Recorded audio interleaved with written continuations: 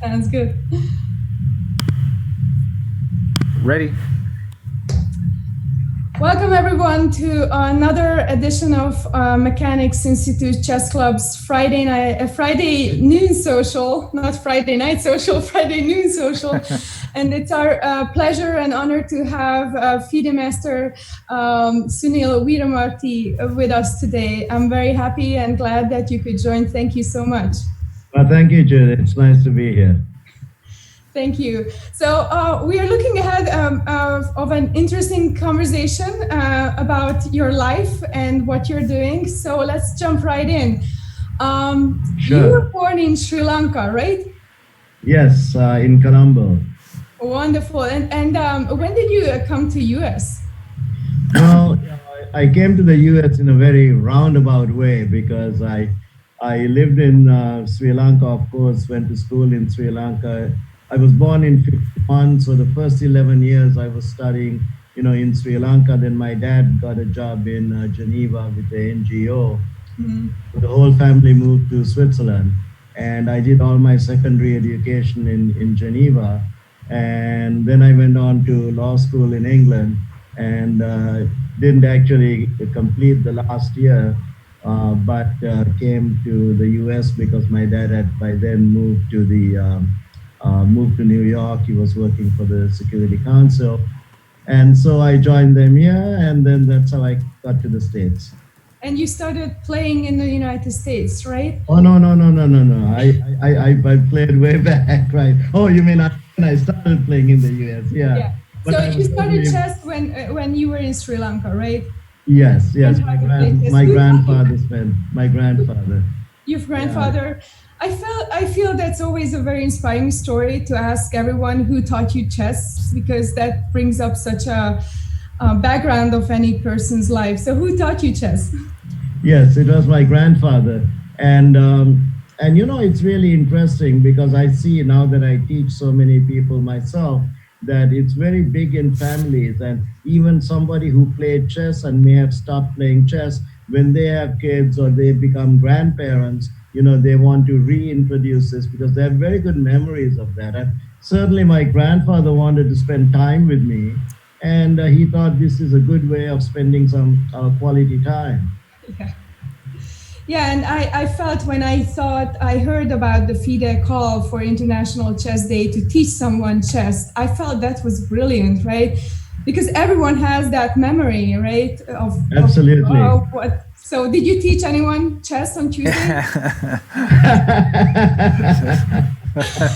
Anyway, so and then you came to the US and you started your chess career in the US. Tell us a little bit about that. What was your favorite? My tournaments in the US actually started during summer breaks when I came here from law school, 71, 72.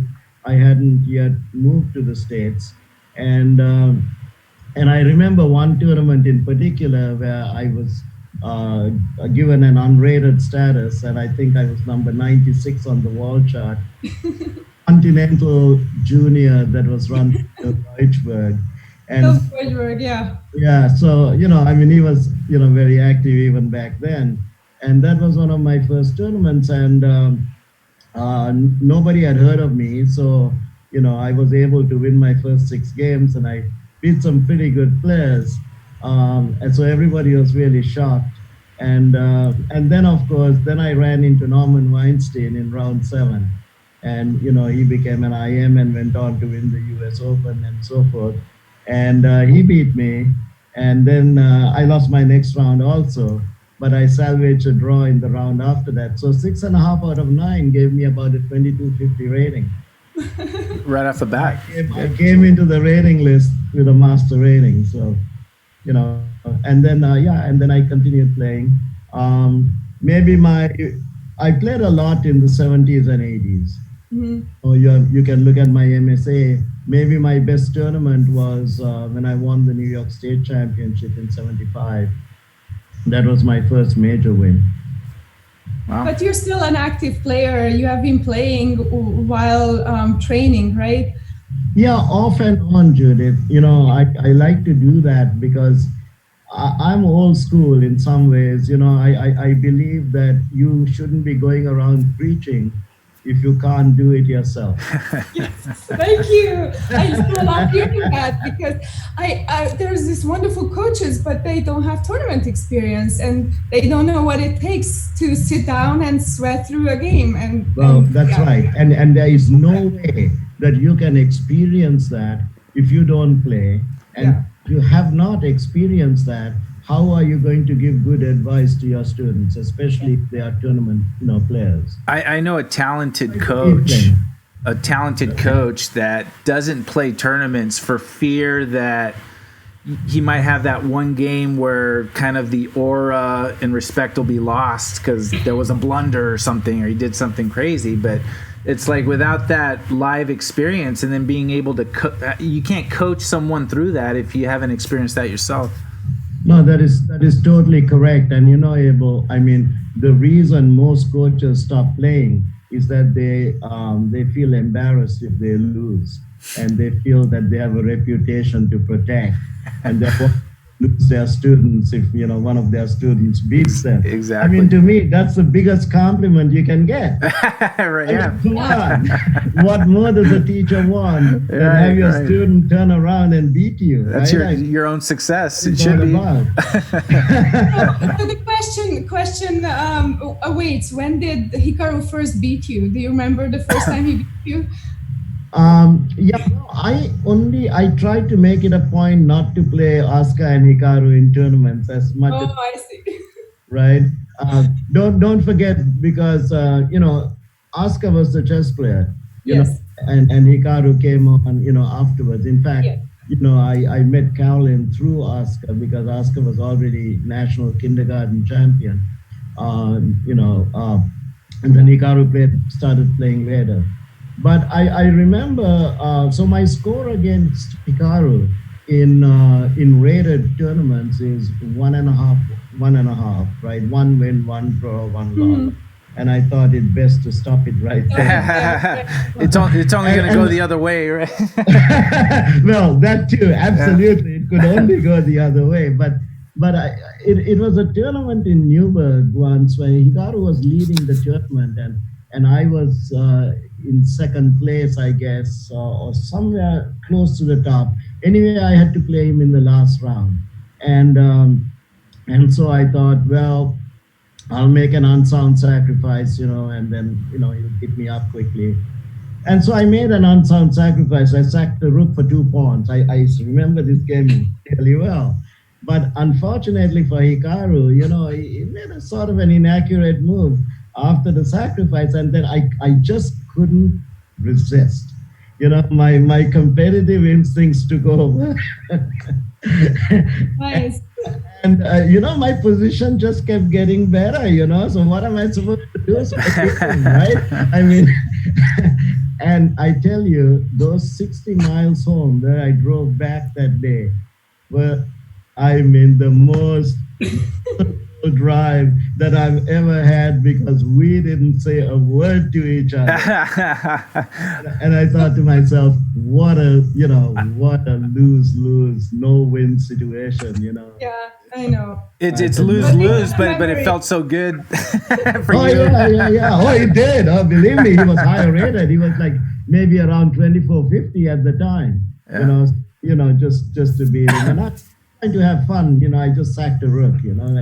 And with each move, the position got a little better and a little better. And then I said, damn it, I'm going to go for it.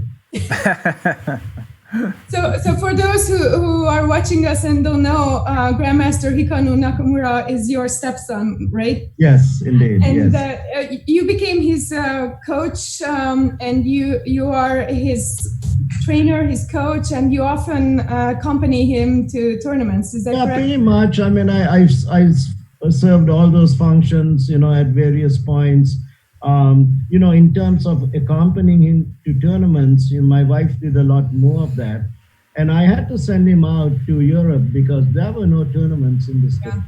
I mean, I remember coming to the mechanics for one international norm tournament I don't remember the year. I meant to look it up, but I came with Hikaru, so I came to the club and played. I know I'll Nick look it up quickly. I think playing. maybe it was the Pan Am in '94.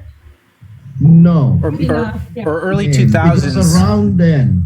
No, Oh, it was no, it was later. Hikaru was a master. He wasn't an international master. okay. I came to the club, so I've really fond memories of actually spending time at the club. But so my wife used to take him to tournaments. She took him to Spain. She took him to Hungary. She took him to France. That was the only way to get him the practice because we didn't have the tournaments. I've coached him a couple of times. One in particular was the 2003 Continental Championships in Buenos Aires. And yeah, I remember a story from that one because he needed to finish in the top six in order to make the World Cup in 2004. And he did make the World Cup. But in round nine, he was playing Alexander Ivanov. So the pairings came out, and so Hikaru tells me, Dad, I'm tired. I'm going to go to sleep. So, why don't you stay up and look at a few things and, like let me know in the morning. So I stayed up all night, right?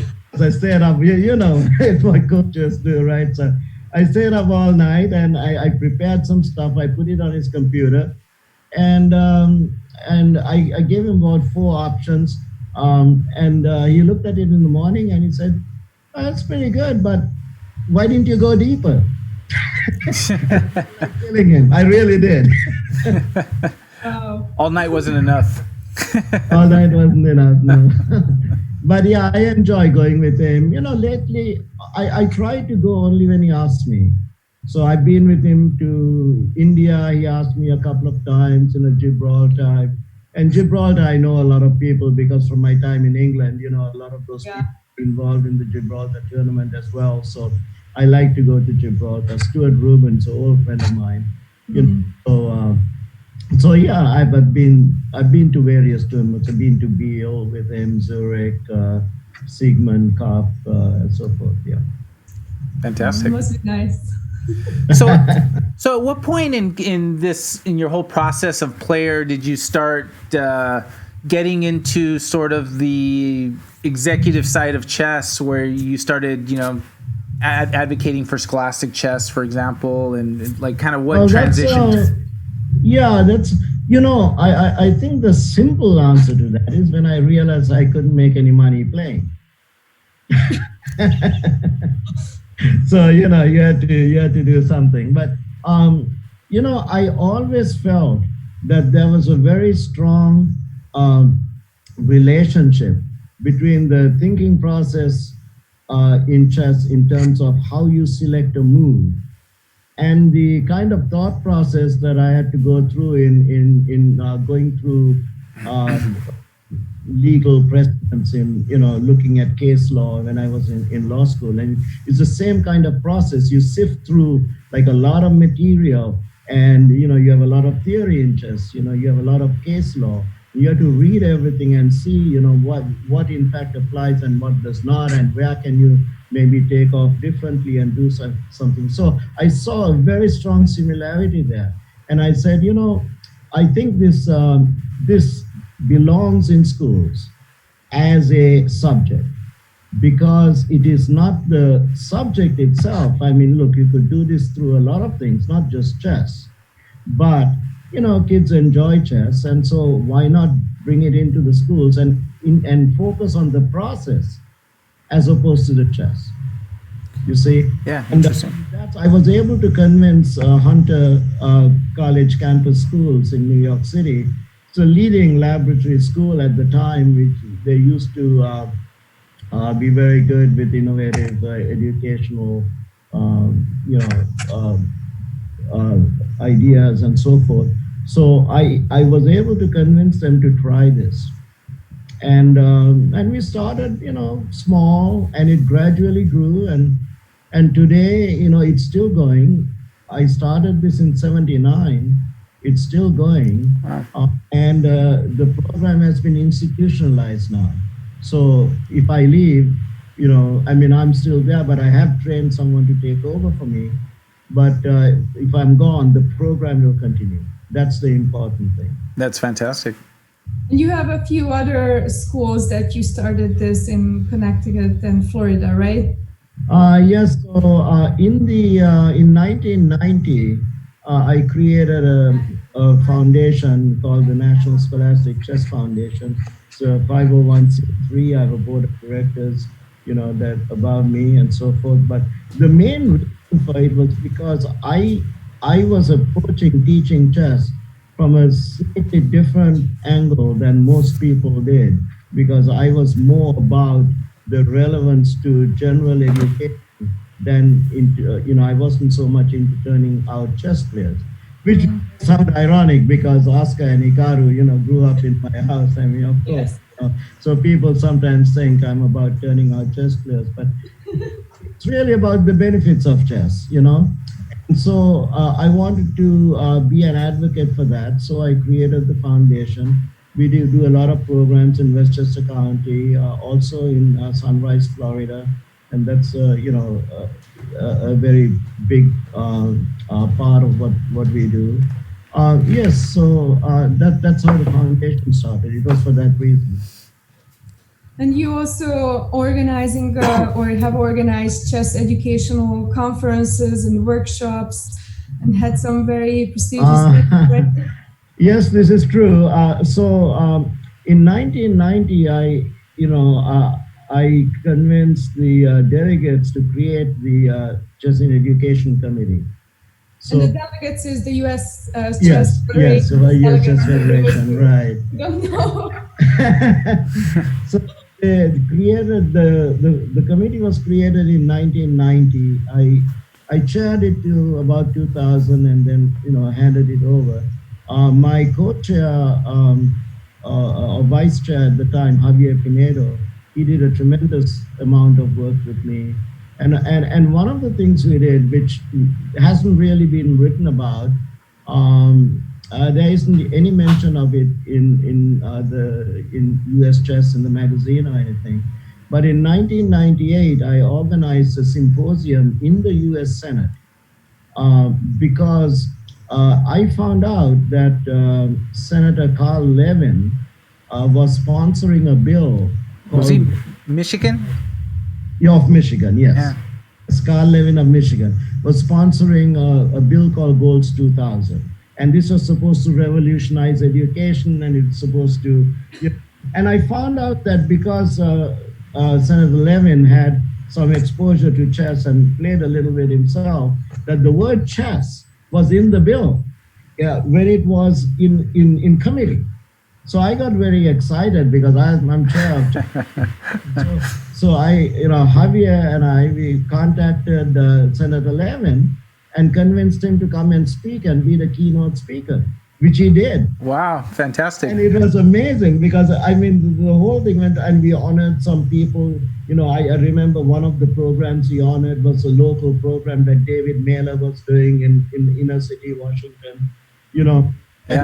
But what I remember the most of that was I'm on stage standing next to Senator Levin, he's speaking. But of course, he's only met me one time, that day, right? So he can't remember my name. So he was speaking to the audience. I forgot my name. He turns around like this and says, "What's in it?" And without missing a beat, he turns around to the audience and says, "And as my good friend Sunil was." Right. And I said, "That's why you're a politician." That's right. You gotta be quick like that. Right. But he was a good guy, But so we did a lot of things. I remember, I also had Laszlo Polgar, Dr. Polgar, come and speak. The year that Judith was the guest of honor for the U.S. Open in Kona. Yeah. And her parents came, and I know them pretty well, and I know the three sisters pretty well, but so I talked to Dr. Polgar and I said, hey, I'm doing the workshops, we'd like to come and speak about, what you've done and, your experiment and, your ideas about chess and education. So he did. So he was the speaker that year. So we started the workshops in '94 in Concord. And from then on, every year we had a workshop until I stopped as being the chair. So you and Judith are part of a pretty powerful and important Scholastic Committee. Tell us a little bit about that. Maybe you guys can talk about like the important work you're doing, especially now. No, Judith. Well, Judith is so great to work with, you know, and you're already breaking rules. And then she, you know, the thing about Judith, okay, and I'm sorry, but you know, but she. Let's tell the audience that U.S. Chess has a Scholastic Committee, right? It consists of roughly around 30 people around the. We have a committee, right? We have a committee of the Scholastic Committee has 32 persons on it, and then it selects the chair. There's a council and the chair, right, and the co-chairs. So there's a council of 7.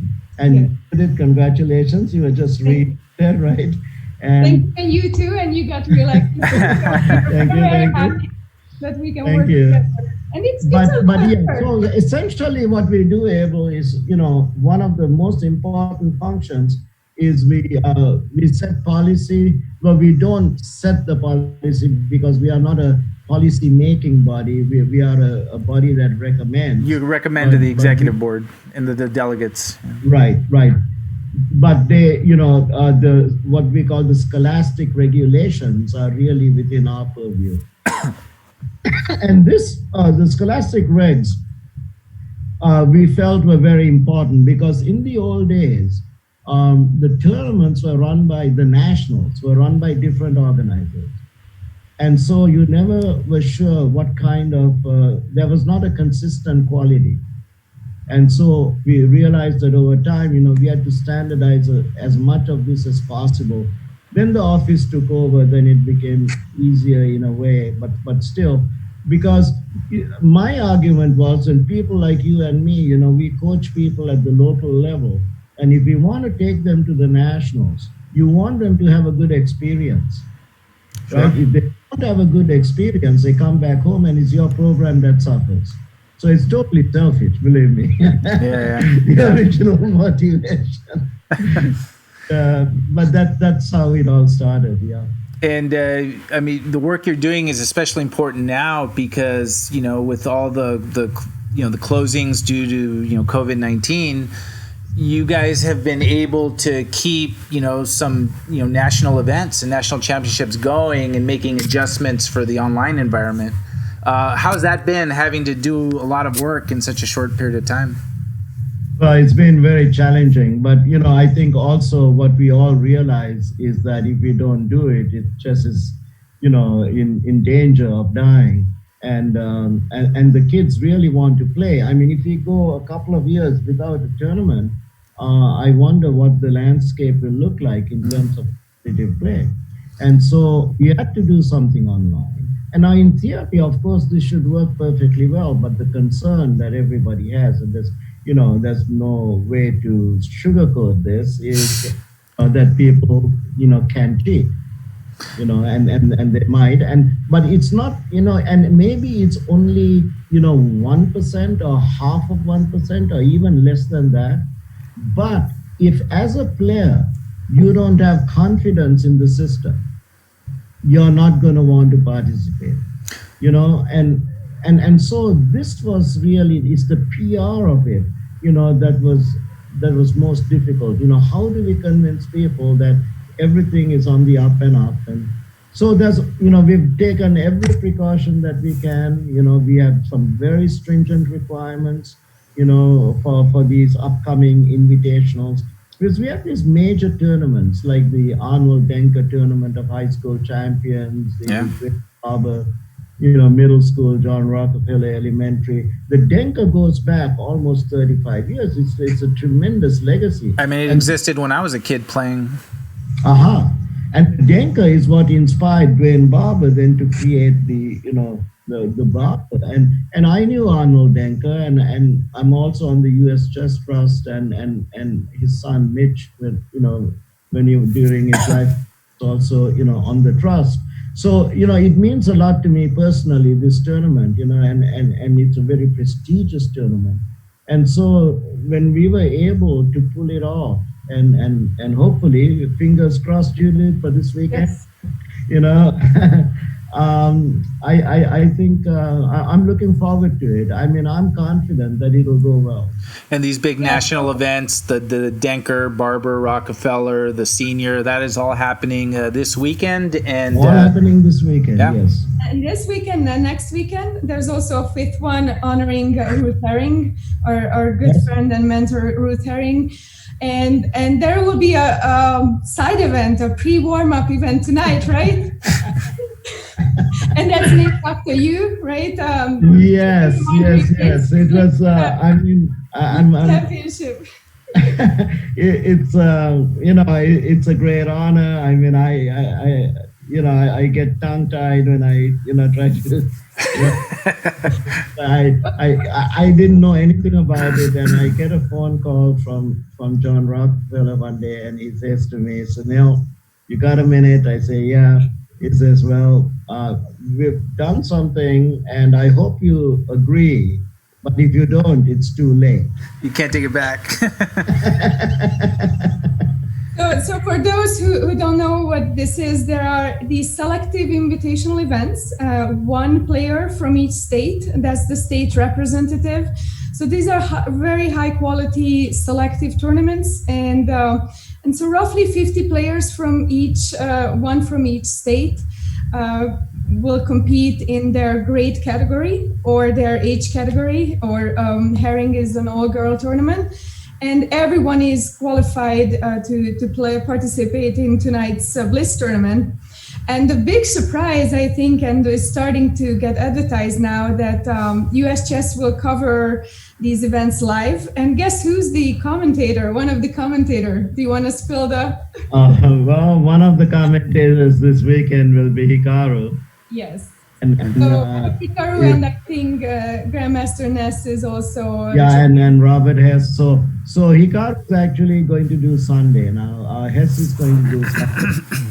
Danny Wrench, who is... Everyone knows Danny Wrench, right? Of Chess.com. Especially now. He played in the Denker as a kid. So, so we have a Denker alum as well. And we have WGM Katrina Nimpova, and it's a very good, very impressive list of strong lineup. And they'll be commentating on the games. Yes.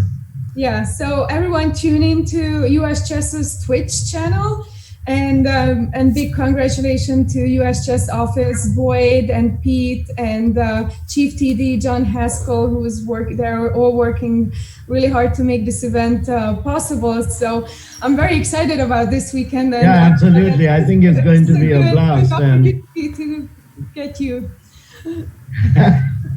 So yeah, I think I'm supposed to come and just say a few words on the event. So I'll probably be on around 9:30 tonight. Yeah. Nice. Oh, Nice. great. So Alan Priest is going to talk in first, and then during the break, and then after the event. So. Oh, nice.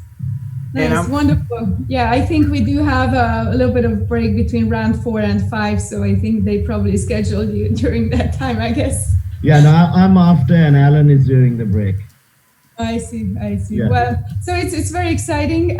So thank you so much for all you do for Scholastic Chess. I think not a lot of people realize that how much stuff there is to do with US Scholastic Chess. It's a lot of time and energy, and I certainly know that you have endless energy and passion for Scholastic Chess. So it's really thank you. I think I mean I spent the last 15-20 years of my life focusing on that, because I feel that's the future, and it has to be really looked after. Yeah. Well, Abel, do you have any other questions?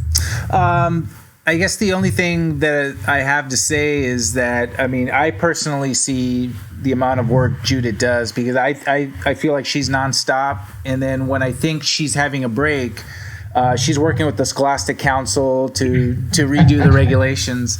And I imagine you put in that same kind of time with all the other work you do. So just thank you for, you know, everything both of you do for Scholastic Chess, and for just having the vision and the energy to have chess evolve with the change that has happened now. And I think it's really great what you and a lot of other people have done to keep chess going, because it's one of the few sports where you know, we're finding a new way to you know, continue our passion. So it's a lot of fun. Thank you, Abel. Appreciate it. Well, thank you. Thank you everyone for your attention, and tune in tonight. We have, of course, tune into the US Chess Twitch channel. And players, if you want to participate in our Friday evening free Blitz tournament, just go to chess.com and join the tournament tonight. So Abel and I think we're going to chat there a little bit with you guys. All right. And when everything is safe, we look forward to having you back at Mechanics and joining Judith and I. Absolutely. Because I had a very close, interesting relationship with one of your guys, Steve Brandwine. Oh yeah, is that right? Oh yes, the hustler supreme, and I say that with respect. I'm gonna tell. I mean, I have taken blitz games off just about everybody. I never beat Brandwine a game in my life. You know, Paul Whitehead was telling me that. I mean, he used to go toe to toe with Bobby Fischer when they used to play. Oh no, he was absolutely amazing. But you know, here's the thing. Brandwine knew how to beat you by just that little bit or extra that you needed. So you always felt you had a chance. You were close. Right. But you never had a chance in reality. Right. That's like... I found that out when he challenged me in ping pong, because he beat me. And then he said, oh, come on, Sunil, I'll play you left-handed. Okay, now, you know, it's another $20. Well, big deal. You know, he's left-handed. I didn't know he was ambidextrous. Right. It's like he challenged you to a flip of a coin and both sides are heads, right? and you know, both sides are heads. Yeah, exactly. Lots of good memories, you know. Yeah, I'm going to tell Paul Whitehead that story. He'll enjoy that please one. Do, yes. Yeah, and I know a lot of our audience knew Steve, and they hold him in their hearts. So yeah, very special guy. Fantastic. Well, thank you everyone for watching. Thank you, Sunil. Thank you, Judith. And thank you for your time, Sunil. And we will put this on our YouTube channel. And good luck this weekend with everything. Okay. Thank you. Thank you very much. Good being with you. Bye. Thank you, everyone. Good night.